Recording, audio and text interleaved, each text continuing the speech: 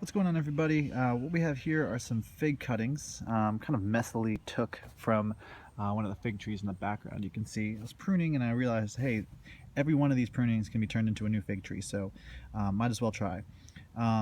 It's kind of my first time doing this, so it's kind of chaotic. It's probably not the best way to go about doing them. I'm not the most organized person though, and something like fig though it readily propagates. So I figure I just kind of like threw them in a bucket with good drainage of perlite and peat moss and vermiculite, and basically threw them in a shady area that kind of stays moist and doesn't get too hot, doesn't get too cold.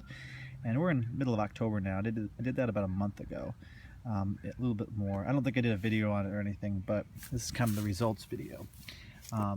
Now, just one thing I've learned when propagating plants is it's a numbers game. So if you want one fig tree or one successful cutting, maybe do 5 or 10.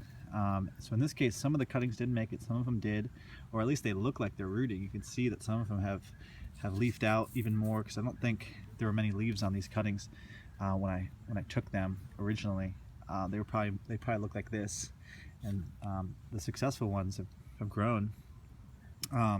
So I'm going to very carefully take these cuttings out so we can see together kind of which ones succeeded and which ones didn't. So you're gonna start like feeling loose cuttings. So this one, it looks like, it's still green if I scratch it. So this one, obviously I could still root this, if I continued treating it this way. But I'm gonna put this aside and just kind of it's almost like playing a game of Jenga. I'm just kind of very lightly tugging, feeling if there's resistance. And if there is any resistance, then I gotta be even more careful. But a lot of these are just coming out because they don't have any rooting. So I'm just trying to be careful for the most part. And if you were dealing with a plant that maybe was a little more fragile, a little less vigorous, this would be a much more organized, careful process. Like I said, it's kind of chaotic. They're all just kind of stuck in here willy-nilly. Pull this one out. Yeah, not much rooting going on. This one, for example, though, you can feel it kind of tugging a little bit. Just kind of gently pulling. And yeah, you can see this one rooted. It's hanging on to the substrate. And ideally, you'd want a little bit more rooting than what I have here, but I wanted to make this video, and I felt like it was time. Oh yeah. You know what I might do is I might just empty out some of the material in here and see if that helps. Okay, so this should help a little bit. I poured out quite a bit of the substrate.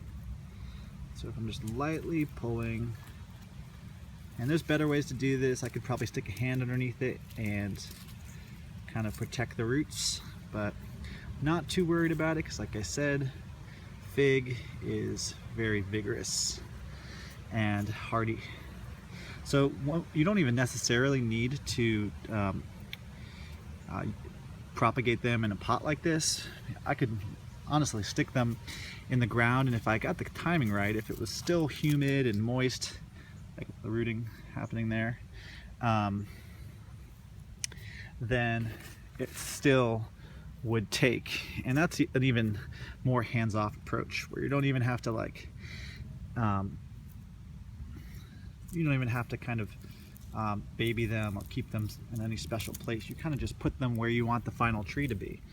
Or you can just put them in the ground all together so that they can root together, and then you can transplant them out from that spot to wherever they need to be, in pots or in different spots throughout the yard. Pretty happy with this success rate. This is a brown turkey. I also have Celeste on the property, which fruits well too. I found with this variety of figs too